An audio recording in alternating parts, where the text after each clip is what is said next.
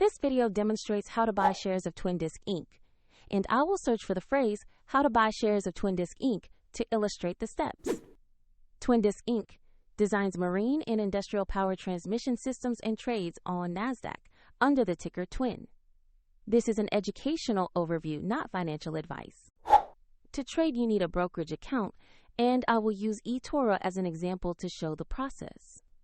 After signing up, you will typically need to verify your account with an identity document and add funds before placing a buy order. Use the platform search box and type the ticker TWIN to locate the stock. Select the listing that matches Twin Disc Inc. to ensure you have the correct company. On the asset page, you can review basic company information and view a price chart for Twin. Confirm the name Twin Disc Inc. and the ticker TWIN to make sure this is the correct security.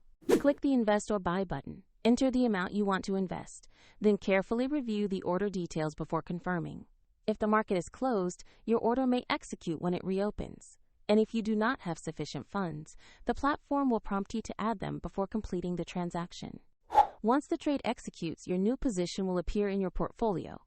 A link to eToro is available in the description if you want to follow the same platform example.